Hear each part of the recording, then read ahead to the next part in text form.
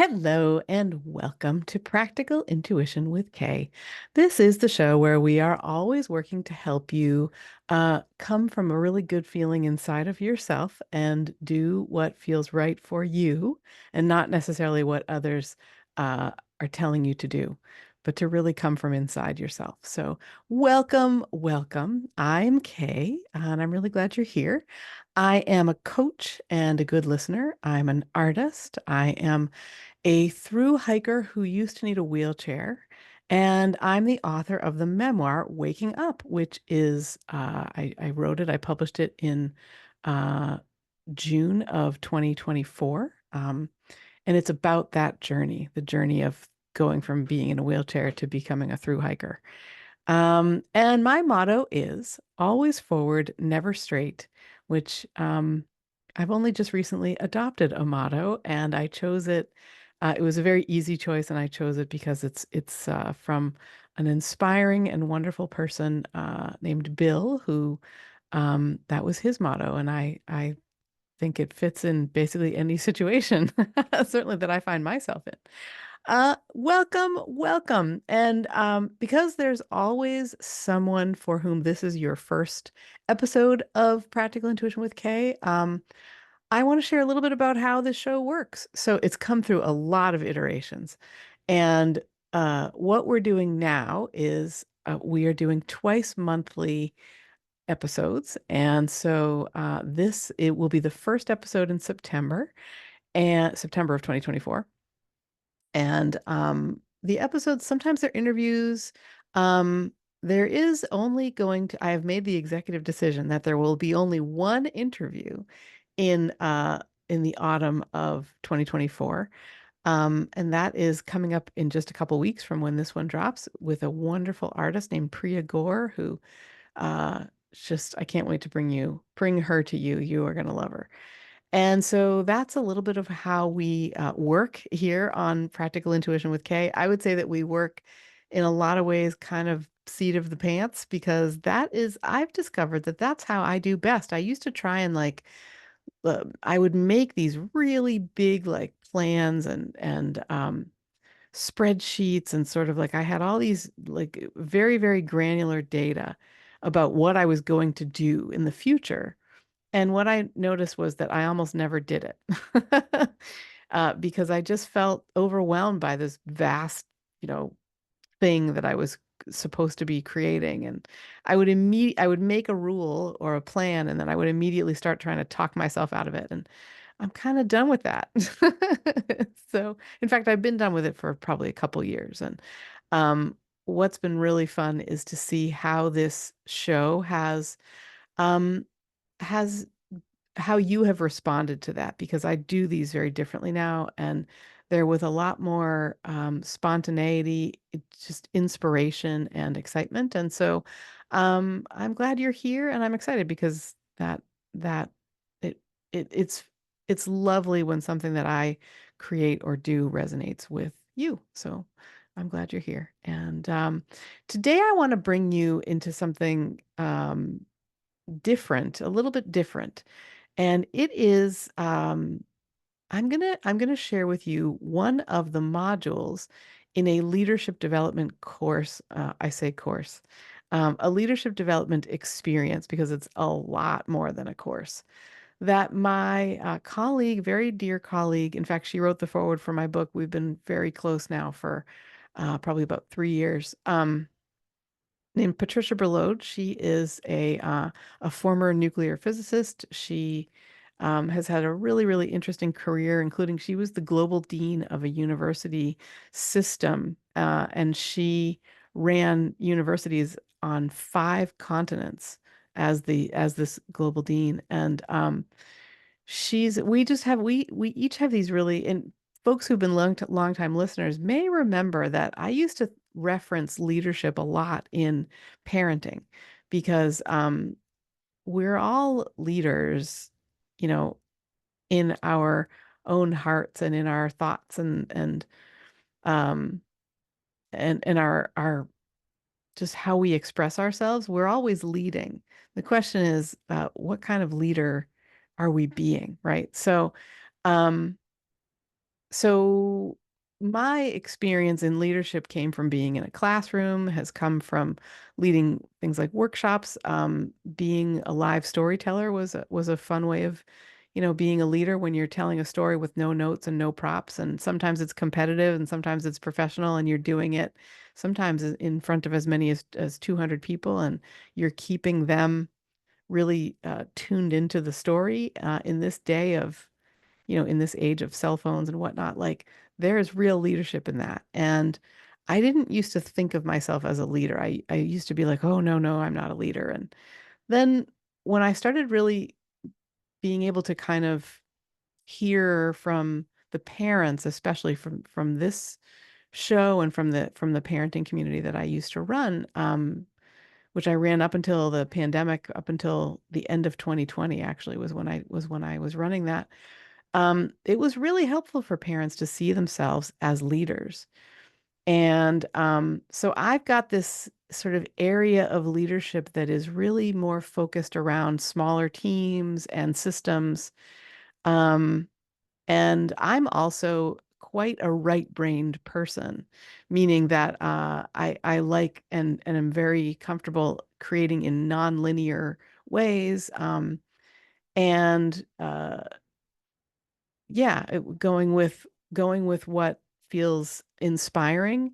Um, and then my colleague Patricia, that we're doing this together, um, she, so her experience of being a leader is in very, very big systems and situations, right? When you're the global dean of a university that is on 5 continents, and yours is the phone ringing at 3 a.m. It's just my phone would ring at 3 a.m. for different reasons, and yours does as a parent, right? Um, anyway, so we have these two very different experiences of leadership.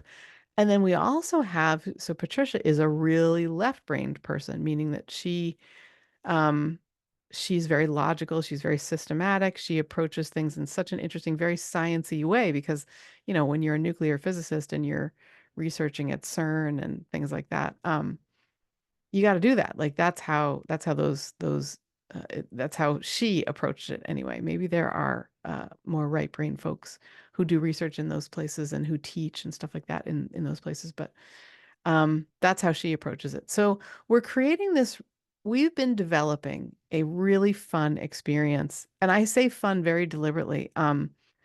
It's a 10-week experience with 90 minutes each week of synchronous learning. So, but it's not a lecture format. It's much more interactive and it's leaders with peers. It's a virtual format, so people joining from all over the world. And we are creating a Slack, like a dedicated Slack uh, channel for the experience for the people doing the experience so that it's more than just a course, right? And what we're doing is we're setting up the participants to be able to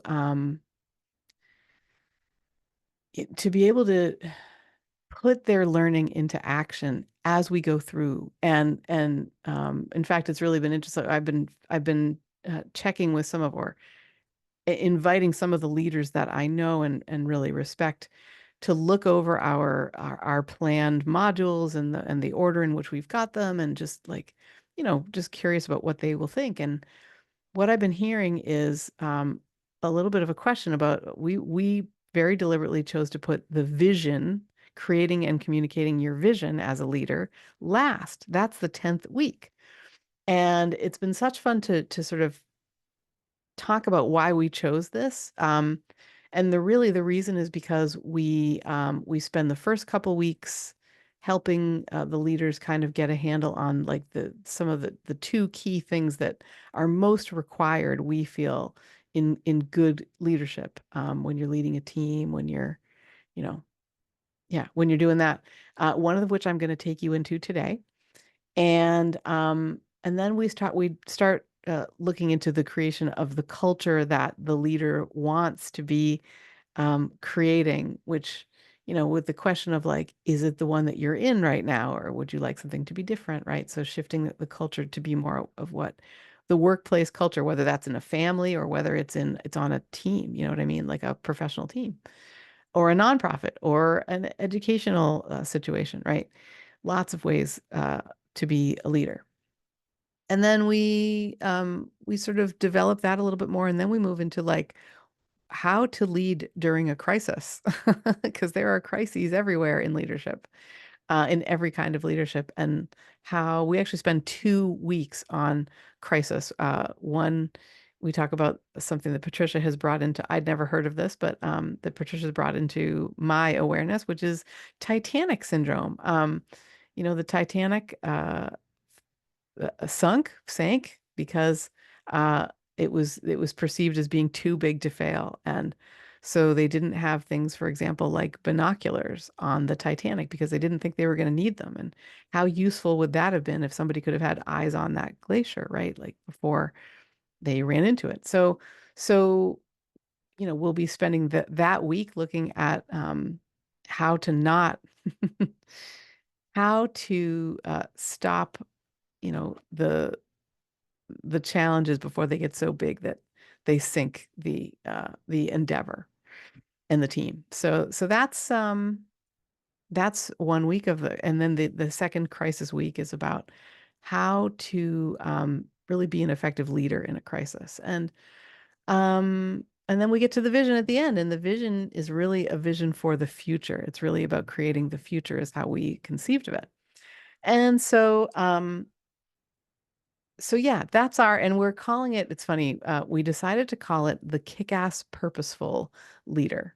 Um, and initially we had thought of kind, purposeful leader, but really kindness is infused in the whole thing. So it felt a little too like, I don't know, on the nose, like for me anyway, it was how it felt. So we moved to Kickass Purposeful Leader, and it's KPL for short.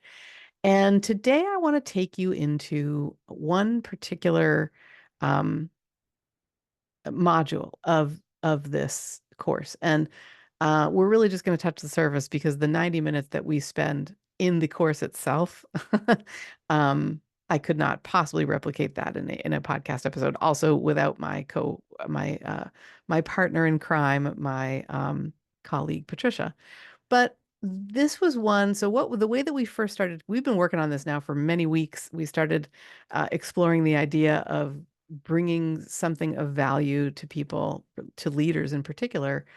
Really, it started to be around like how to lead in challenging times, like how to bring your heart and help folks in challenging times. And what we decided to do was come up with each of us to kind of have a think and come up with the top 5 things that we felt a leader was essential for a leader to have and be able to rely on in times of challenge.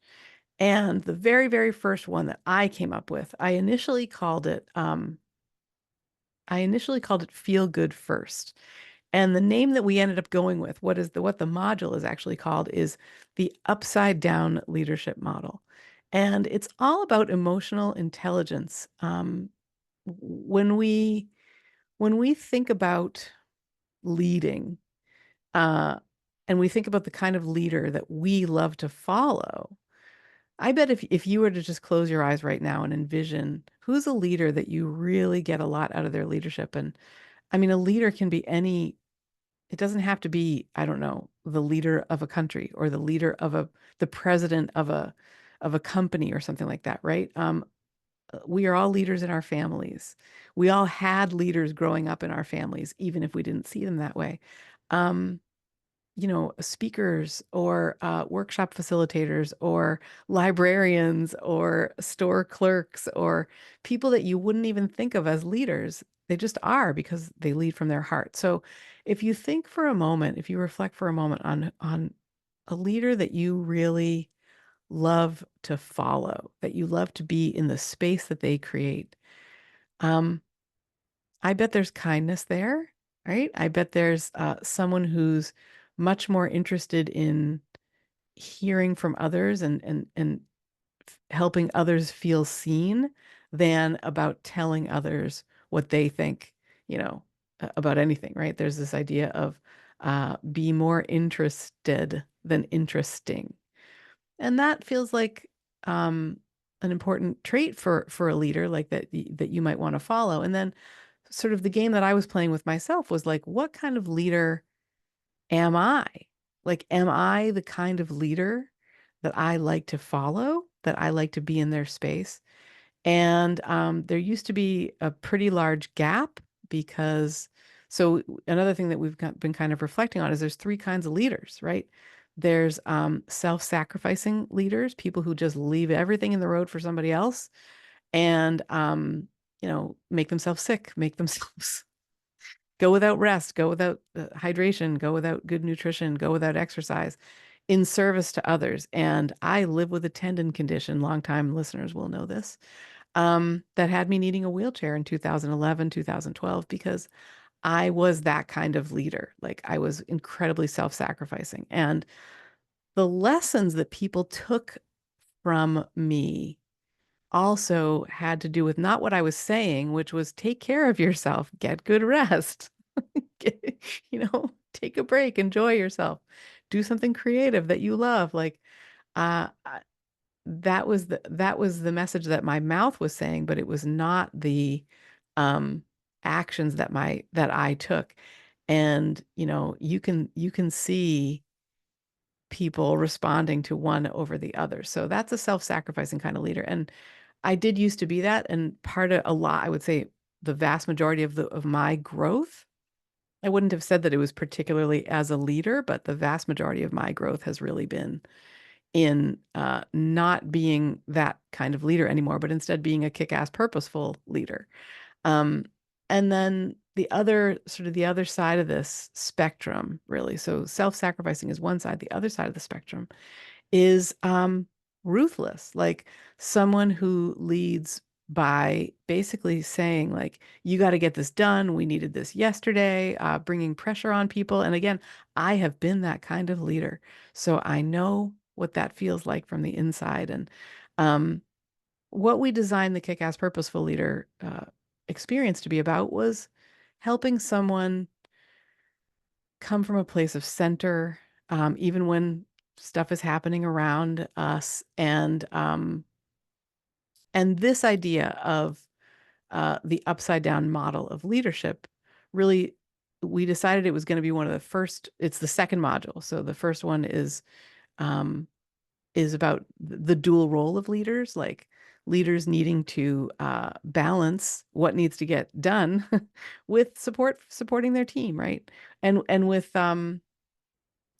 really being so supporting the team, getting things done, balancing that with sort of putting a vision into place, creating a culture that you want to create, which can feel pretty low on the list when there's like stuff that has to get done, right? And then the second one we decided to implement as the second module, this idea. And the way that I think about it still is let's figure out how to feel good first. And the reason for that is because feeling good first is a very good way to create good feelings, right? I think we've talked about this a little bit on this show. When we feel good, we do good things. When we feel bad, we do bad things. Like we can say bad things either to ourselves or to others. We're coming from a place where we don't feel supported. We need support. Something's going on. There's a crisis, right? Um, and when we are not approaching that from a good place inside, um, it's really hard to show up well for not just ourselves, but for others, right? So, so I wanted to bring you just a little bit into this idea today of how can we feel good first? And um, I think I think really the kind of direction I want to go is that we can do this. Well, I guess I think what I would really do is invite some reflection. Um, you know, when you listening or watching, like what makes you feel good? I think that's really my question is what makes you feel good. Um, and I mean good in a calm and centered, peaceful kind of way. Um, because it can, in the short run, for myself, I used to know that like eating a quart of ice cream would quote feel good, or heading for the Nutella would feel good. I used to say that a lot. Like I could not be trusted with a jar of Nutella because I would just, want to comfort. So I would, that would be how I was trying to get comfort. But then that jar of Nutella finished, and you know, the feelings then were not of comfort, right? They were of a feeling of really being out of control and not understanding how to get back into control. Um, so just some reflection. What makes you feel good? Uh, what what you know what do you enjoy doing that you take real joy from, like from a calm and centered place? Um, is it nourishing food? Is it creating nourishing food? Is it um, is it taking a nap in the afternoon? Is it going for a walk by yourself or with others? Is it a bike ride? Is it watching watching, going to someplace where there's water and just watching the water? Like there's lots and lots of ways that we can feel good. And it's a real question of understanding inside what that is. In fact, I was in conversation with a friend, um, and she was sharing that um, just before they went, they were traveling on a trip to the Galapagos, and she wanted to be able to be a confident swimmer when they went to the Galapagos with her family. And so she started getting in the pool and swimming basically daily. And she discovered what an incredible joy this was for her to swim. She really hadn't thought about that, or at least not thought about it since she was really a young, like a child, how much she had enjoyed swimming. And she now describes like this. So the trip took place back in like April, and now we're in September of 2024. And she's just describing her life as being so much more peaceful and fulfilled because she gets in the pool every day. She's got a gym nearby that she goes to and swims every single day. And she just loves that. So that's one example of how someone figured out how to feel good first, that she fills her cup up with that, and then she comes back into her life, and there's that she can support her kids and her partner. She can support the people that are her customers and her clients, right? She can be just a better presence in the world because she feels good first. Um, how do you do that? I'd love to hear about some ways that it would feel good to feel good first for you. Like, how do you feel good? Get in touch with me. I am at We Turned Out Okay in Instagram. I am, uh, uh, my website is klockculp.com, and the contact page is klockculp.com/contact. I'd love to hear what makes you feel good. And these links will be in the show notes too. Um, and as we're wrapping up, I want to share. So if you're listening to this in real time, it will come out the week before our second information session about the Kickass Purposeful Leadership experience. And that information session is going to be at 1:30 Eastern Time on Wednesday, the 11th of September. And it'll be about an hour. We're planning on an hour. So the link is in the show notes. I believe it's bit.ly/KPL info sesh 2. But there's like capital letters and things like that in there. So it's probably going to be best for you to look into the show notes and see if you can find that. If you're interested in being in company with Patricia and I and the other folks who are interested in learning more about this experience, it's a great place to ask questions, great place to just kind of learn a little bit more about the commitment and the experience itself and what we're cooking up, because it's going to be so much fun. And I think the other things I wanted to let you know about is so in a couple of weeks, I am starting I'm going my I've been thinking of it kind of as like my fall or my autumn curriculum. And I'm not 100% thrilled with the word curriculum, but I haven't figured out what to call it yet, what else to call it yet. So we'll see what it ends up being calling. We'll see what it ends up being called. Um, the way I'm thinking about it is I have written a book. It's called Waking Up, and it is about my journey going from a wheelchair to being able to solo hike across northern England. And there was a lot of growth, and there were some really, really useful tools that I employed in doing that, and that I learned and then employed. And so I share about them in the book. Here it is. This is the book. It's called Waking Up. It is big because it's full of art. So there's a whole bunch of like the art shares in it. So there's one example of that. Of my own art is for someone who, was once told like you are not an artist and you should give this up. It's very fun to publish a book that has a whole bunch of my own art in it. And the feedback on the book and the art has been so lovely.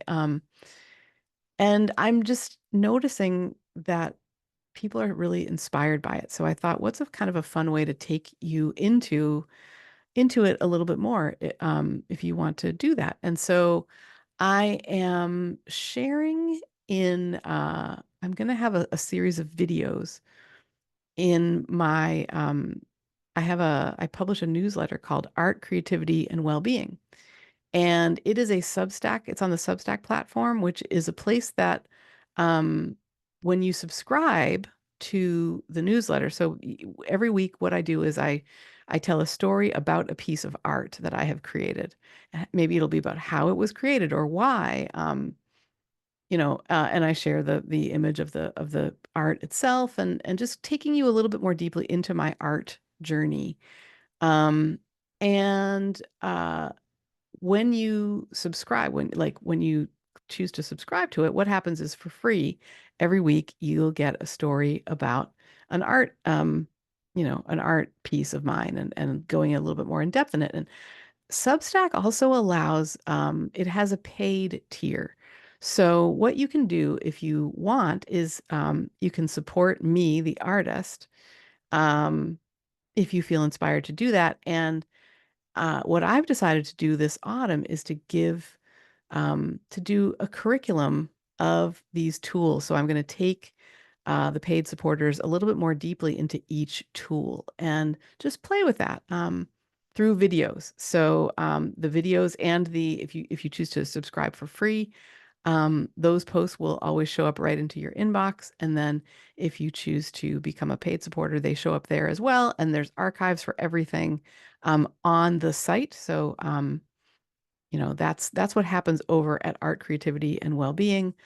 And I just thought it would be a fun way to be helpful, number one, and number two, to take you into a journey and share my journey to see what comes up for you. Because the fun thing about writing a book and sharing it, and going on a book tour, for example, and doing something like this planned curriculum that I'm going to be bringing in Art, Creativity, and Wellbeing is when I share, um, I'm hearing back about what that's inspired others to do for themselves, right? Because um, that's to me there's a real beautiful feeling of community to that. Like, um, I get to hear from you, and that makes me so, so, so overjoyed. So the way to find out more, subscribe for the free or paid versions of Art, Creativity, and Wellbeing is to go to, and again, link will be in the show notes, but it's klockculp.substack.com. That is no capital letters and all one word, klockculp.substack.com. If you decide you want to try it, search for it, or do that without clicking the link in the show notes. That's how you can do that. And I think that is about it. Oh, and then the last thing that I'll say is our course, the Kickass Purposeful Leadership experience, not course, but experience, starts on September the 18th. And so if you're listening to this before that, I will also include the link to the registration page as well, because there's like FAQs, there's information about Patricia and there's a whole agenda for the whole 10 weeks. And you can find out a little bit more about, if it's maybe right for you or someone that you know in your world.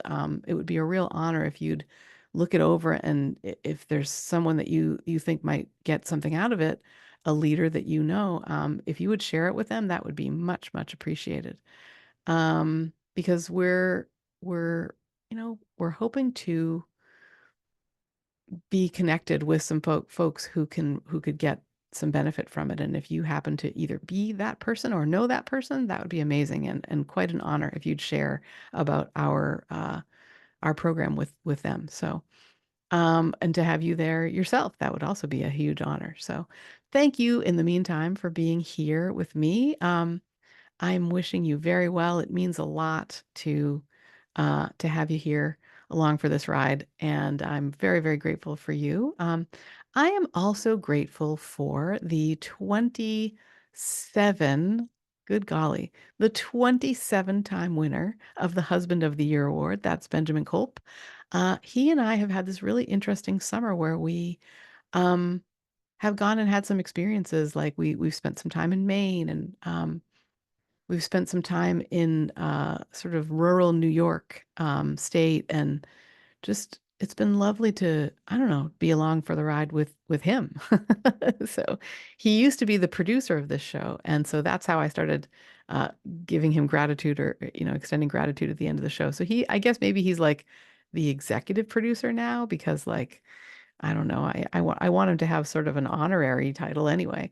But his most important title is the 27-time winner of the Husband of the Year award. Yeah, thank you, Ben, for that. And thank you again for listening, for watching, for being here with me. It means a lot, and I am wishing you well. I will see you in a couple of weeks with for a wonderful conversation with an artist. I'm really excited to bring you that, and then we'll see what the fall curriculum for Practical Intuition with Kay turns into. This should be kind of fun to for me to puzzle out. All right. Lots of love to you. Thank you again for being here. We will see you next time. Bye.